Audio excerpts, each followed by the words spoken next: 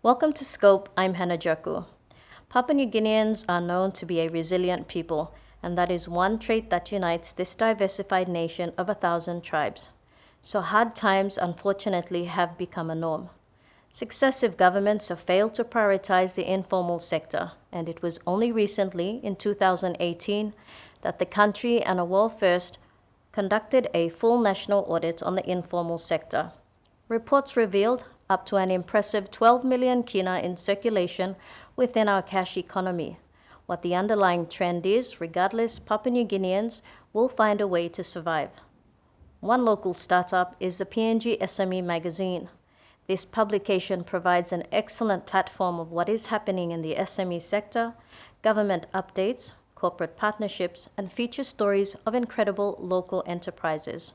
I met with the PNG SME Magazine founder and managing partner of strategic communications, Andrew Runawery, and put him at the other end of the interview this time.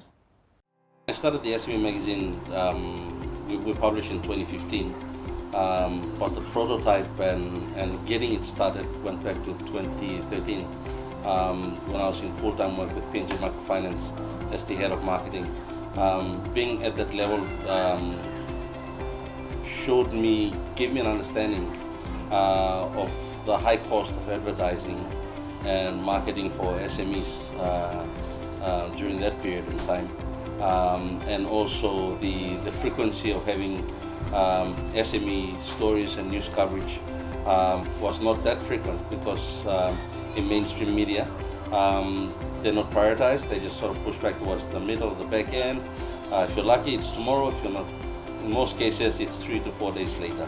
And because we understand that the economy of the day and politics of the day hit the retail spaces, the main spaces, and so that gave a situation, an opportunity to create something that could focus purely on SMEs. When I first started out, no systems. Now there were schemes in place done by past governments, support for SMEs, but people, as in Papua New Guineans ourselves, mismanaged those opportunities, from straight passing store to the buyback of plantations and many things. Great initiatives were available up to before my time, but then we did not manage them well. So apparently for me, when I came in 2013, what was available, and this was through the drive by Minister Maru back from 2012-13 when he was Minister for Commerce and Industry. So we had access to finance. So one of the first support systems that was there was access to finance, and that was through the Bank South Pacific and NDB. The other was through ExxonMobil's capacity building program for SMEs in Papua New Guinea, and both were available during 2013. But for myself as a small business operator, I was not ready. There were requirements that we did not meet, so we needed to establish our own blueprint in order to get access to those services. Andrew says starting any new venture is always daunting, but he was determined, and that meant putting whatever resources he had into his idea. In comparison to when he first started out 5 years ago, he says there is more support available for SMEs today. Personal savings, yes I did, and that was my nest fund and my number one super, because I left full-time work and that was the first thing I leaned on. I was able to access that, and that was annihilated in the first 3 to 4 months of operating. It's a very hard lesson. Today they've made a commitment to support, and that's going through a process that I think we all understand right now, but there are other support mechanisms and structures there from aid governments, from foreign aid, the Australian government, the New Zealand government, and various other donor partners that are there. But within the PNG context, there is support there, and it really goes by sector, because the fisheries have their support services, their tourism have theirs, but in broad general, what's available now is just access to finance. They say information is power, so what you know will impact your progress and success and potentially make or break a business. I asked Andrew what 3 fundamentals are important. Corporate governance is very important. I could be lucky because I came out of management, but from observation, looking at a lot of SMEs that we've covered or we've come to know over the last 5 to 8 years, There's a massive lack in corporate governance, and it's how you run your business and how you govern accordingly to compliances and statutory requirements and your roles and responsibilities as a director. It's not just signing up with IPA and being a director on your business name and company. There's more to all of that, and your responsibilities are there. I was fortunate to have that coming out of full-time work, but I think if you look at most, or in fact a lot of SMEs out there, that's just non-existent. And that's critical because it does play an important role in the success or failure of a lot of businesses. Savings is very important. And looking at today, COVID-19, if you did not have savings, you'd be in a really sticky situation. Relationships is very important, and no SME is an island on its own. We can push the great SME agenda, but if you don't have relationships, top and tail, left and right, government and private, and the social sector, in times like this, and in any other sticky situation, you'd find yourself in a really awkward position. Well, the preparedness to accept the answer no, and that's a very hard thing. A lot of people get $5 a day when you walk in, and you some people do their prayers, some people do all their psych up going in for a proposal, and you get told no. I've had to, over the years, to be prepared for the word no. It's a good thing because you need to have the ability to come back again and face that no and convert it to a yes. To anyone aspiring to start up an SME or have been planning for a while to become a business owner, here's Andrew's simple tips. Well, my startup tips is the 4 M's, and this is what my former chief ops at the micro bank told me, and that's before leaving work. And he said, first is money. And SME, you need to understand how money lives and breathes. And when it lives and breathes, it must grow. And there's also a death point, and you are totally responsible for that. Once you're on, this is not financial literacy, this is not opening a bank account, this has got nothing to do with all of that. This is knowing where to plant your seeds, money. The second M is minute. Time is very important. It's pointless talking about great ideas and great concepts and writing up great proposals and not getting them done and wasting your time with things that are not profitable to you.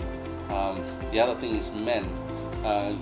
Men is very important because now you're dealing with HR, now you're dealing with your staff, you're dealing with your casuals, you're dealing with other people in other organizations, people that you get orders and jobs from. It's very important. You need to have people skills. And the last one is machinery. Machinery is your mobile phone. How do you manage your time on social media? How do you manage your time on your laptop? How do you work with a car? How do you control your fuel and all of that? So the 4 M's are very important. You master these 4 M's, money, man, machinery, and minute, you'll be fine. We take a break, and when we return, we'll have more with Andrew on the PNG SME Magazine and some of the amazing entrepreneurs that they have covered through their publications.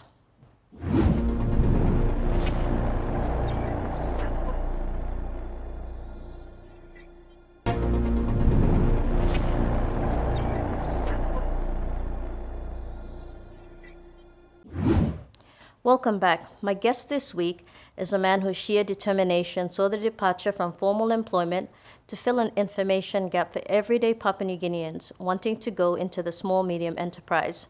Through his creation of the PNG SME Magazine, this has given them a unique look at the growth of many small-medium enterprises and how the sector has developed over the past 5 years. We provide resource information, and apart from marketing and advertising and news specifically for the sector. In terms of resource information, we understand that it's very costly. Everything happens in Mosby. Sometimes these resource people can't get to your center, and you got to pay a fee to attend a workshop or a gathering. The magazine just packages all of that into one, and it's sent to you via post PNG. And for a small fee of 20 kina, you get the updates, but then you got advice from professional service providers in insurance, in accounting, PwC, capital insurance. Now trust me, go knock on their door and ask them to give you advice through a normal fee, and it's not $20. So the magazine subsidizes a lot of that, and our advertisers in the private sector, and I'm really grateful to them, and the government, people that pay advertising, because they're not only advertising, but they're enabling us as a medium to get this resource information tool out to SMEs and aspiring SMEs. We wanted to be number one. When you start a business, you always want to be number one, but number one in terms of content, SME content, and storytelling, and educational information. Storytelling is very important because a lot of stories aren't told, and people don't know how certain corporates have come into be, and we're really quick to throw stones and sticks, but we fail to understand that someone like Mahesh Patel broke a carton, empty box in Hagen, and slept inside Best Buy and was locked for the whole night, or started a business with nothing, and Mr. Bora walked for miles to and miles from the highlands down, and Leahy likewise up the highlands. But these stories are very important because then it shapes the way we think and appreciate what needs to be done to be successful. And it's from the past stories told that will encourage and empower others in the small medium enterprise space. Mahone coffee, and I say that because this is coffee in a bag. This is coffee in a bag, and this is owned by a woman, owned business from Eastern Highlands, and this is premium coffee for 1 kina, or it could be less, I think. The other is Mandeken chicken in Nadza. Who would have thought that someone can just migrate from selling live chickens and taking on, he's not taking on Zineg and table birds, he's just covering supply and demand gaps. So it's called Mandekem and Mahoney Coffee. And if I would go to online markets, look, hats off to Mrs. Murray and Jive Market. And then there's Common Soft, and there's the whole heap of coffee suppliers, Bahan Sigri, but these are players that have been around for a while, but in recent times. There's Honey. Honey had gone through a death period for some time in early 2000, and now we're seeing a lot of honey players coming in now. So Chiwaka Honey, Apo Honey, and there's Honey Mantella in Goroka too as well. Big respect to what he's doing up there, and then there's mushrooms now coming out of Goroka. There's all kinds of produce that's there, but you give these brands 2 or 3 more years, and with PNG's retail market receiving them like Stop and Shop and Tininga and SVS and all the others opening their doors to local SMEs, these brands will be household brands before you know it. Being in the business of storytelling through one of the oldest mediums, a magazine, I was curious if there was any special stories or specific business owners that he had not interviewed. There's a lot of people have passed on with organizations. Most of them are still around. Hopefully when COVID-19 is over, we will get to meet them, but there's a lot of people that I wished I met. Olman Lingsito, I regret not seeing him, and Tinsu 10. I grew up next to him at Tokarara, Pablo TST, and Pablo Chemica, KMK Pharmacies. There's a lot of great icons that I wish that we could hear their stories, and not only a lineage of foreigners that have come and become Papua New Guinea citizens, but there are Papua New Guineans as well that I regret not meeting, and I hope that we're not in that situation 20, 30 years from now, that there is a library of data of SME startup and SME data 20 years from now. Andrew says finding a job to support yourself is one thing, following your passion to realize a dream is another, and entrepreneurial skills need to be taught in schools in Papua New Guinea. We've been surviving for 40 years, the bulk of SMEs. Now, looking at the last 5 years, with or without government support, people have been able, we've seen some really great businesses come out from the highlands, the coffee growers and down to the coastal lines. And recently in 5 years now, if you look at online markets, Jive Market and Kumulsoft, and then you go into food products and Mandekem chicken and BMS in Kokopo and some of the ladies in fashion and design. A lot of these businesses started with little to no help at all. But what it's shown the government right now, and you're looking at the jams and the peanut butters and the new food items that are coming out from agriculture, peanuts from goilala, and chocolates from Bougainville and different parts of Papua New Guinea and spices. The SMEs are really telling the government that yes, we're listening, yes, we can go back to the land, yes, we can harvest this thing, but and we know it's challenging, but we can do this. We just need some help and we'll get over the line. I think it starts back into our learning institutions. I know what I learned in grade 7 commerce. I opened the book and the first thing I saw was a 2 kina note and a 5 kina note and 1 kina and the logo of the central bank. I mean, there's more to business than that. And so we learned about currency, and hats off to what happened back then, but then I think it's just got to be changed. Entrepreneurialism and these projects have to be brought down to primary school. And once we disrupt it earlier on, at an earlier age, we'll have a smarter generation going forward. It's a pity now we're bridging gaps and patching potholes, but it has to be done. But once kids understand their strengths and weaknesses and their SWOTs, and not everybody's going to be an accountant, vocational training has to come, practical skills has to be brought on all the way down very early. But they're not just learning a skill, but what do you do when you step out of school in formal education, and what do you do when you're in real life situation outside of those peripheries, you know. After the break, how a global pandemic shut down borders and seized all travel, and government restrictions had a crippling impact on the local economy.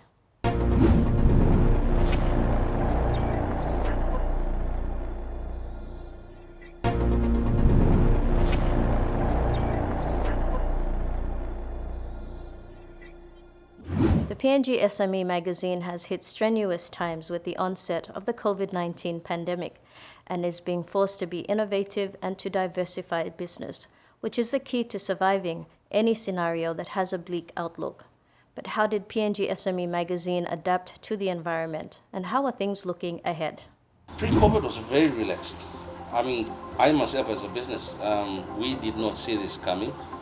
Nobody expects World War III or any pandemic to, take place. Everybody wakes up hoping that the sun will rise nicely and set nicely. So I guess we were all relaxed. For those that had a financial cushion or had some good relationships, they were able to get through before this is the start of COVID-19. I guess when COVID-19 hit in, it was a shock for many SMEs. Shock therapy, if I would put it that way. It just woke a lot of people up. These were potholes that they did not see on the road. They didn't know what to do. A lot of people went on social media complaining about this, complaining about government, and these were the people that were ready for COVID-19, any dry day or rainy day for that matter. Coming into the last 5 years of our business, relationships were very important. We got the alert in January, and this is not an SME dealing with SMEs. This is having your relationship with government and corporates and provincial government and people in different places and spaces. We got advice in January that a big storm was coming, and we were told to prepare. So we were hustling very hard in January and February. We were okay as our own business coming into the first phase of COVID-19 and the lockdown, but we were wondering how long this would go, because the longer it went, it would be like every other case that you're seeing with small business, both locally and internationally. It's scary. This home-run business of Andrew and his partner Nancy has had its ups and downs, triumphs and defeats, but they are the epitome of hard work and resilience. Look, business is it's not for the faint-hearted. When I resigned, I literally knew what I was getting into. I was not going to make money for 3 years, and that's what my boss told me, and that's what I found out. That you make no money. My super went, my savings went, but very lucky. I put my head down for 3 years, and on the 4th year, the wind started blowing and the canoe started moving. You need to have the courage to walk in that space, and if you don't have it, don't thread it. Because a lot of failures happen when someone told them to try it out, they saw someone doing it down the road and they tried to copy it, and that's when all the problems. It's a unique calling for a very few, and if it's your calling, then do it. Don't walk around too much and talk about all your proposals. You've got to be willing to sweat. I did walking for 3 years before I bought my car on the 4th year. You must be willing to accept no, and not just one no. I had no in my face for 3 years, and some of these clients of mine now are really good friends with me. These are the very people that said no to me for 3 years. But on the 4th year, we're holding hands and doing this. So you've got to be prepared for that. You've got to be prepared when people tell you that you're a failure, wasting time, and look at money making money against something and walk around and all those things. And that comes from your very household. And it's painful when it's your own house. But if you think that this is your dream and God's given it to you, then you chase it with both hands like there's no tomorrow. And if you're determined and committed to commitment itself, success is there for the taking. I have no regrets. If I was to live this life again, I'll do the same magazine all over again and interview the same people. But this time, I'll catch up with TVWAN and Olmencito and all the others. As a family-run business, I asked also what the guidelines are that he encourages his children to adopt. I hope that what I'm showing, and this is what most parents should show right now, a lot of businesses, iconic businesses that we know growing up are no longer existing. And this is because the parents fail to show the children the ropes. We are too quick to comment about foreigners. We're too quick to complain about foreigners by descent that are Papua New Guinean citizens. Their parents showed them what to do in the shop. You may know that. And so we as entrepreneurs now, or SMEs now, or those everyone, you need to take time to show your children how to do. Not just giving them good tidings and everything from your sweat, things we did not have before. These are blessings, it's good or something, but you need to making money. Where does money come from? Where does it go? How, like I said earlier on, money is like a living entity. It's almost a blood no water play. You must know how its birth is and how it continues to live and how it will die, and avoid killing it. Because when you're killing it, you're going to be dead. But if we can change our household or disrupt the way our young people think now, then I think, 20 years from now, the numbers that government's talking about will be clearly visible. I wish this was said to us in the 80s. I wish this was taught to us in the 80s and 90s. It was not. We were told to learn English and go to school and come home, and that's all. And we're in our 30s and 40s and disrupting the way things happen now, but I want to be satisfied when I'm 60 knowing that what I did 20 years ago has contributed to 50,000 SMEs, if that's the numbers we're chasing. The advice that my parents gave me is, I think, what I'm hearing now from some prominent Papua New Guineans. And when you say you're a Papua New Guinean, what do you own? A good friend of mine who's senior marketing executive for a reputable real estate firm was just talking to me this week, and he said, Andrew, what do you own? What do you own that makes you PNG? You own a block of land. You're not from the highlands. You're not Runawery, or you're not from the central provinces of, within our surroundings. And you know our ground. Wake up now and do things towards owning that, and put your flag up and take your space in PNG. Those that are out there that own land, you're blessed. You're literally blessed. Thank you for tuning in to Scope. In upcoming episodes, we will feature other small-medium enterprises, bring you awareness on PNG laws and why gender-based violence is so prevalent, and continue updates on government control measures against COVID-19. Join us again next week. I'm Hannah Jaku. Goodbye.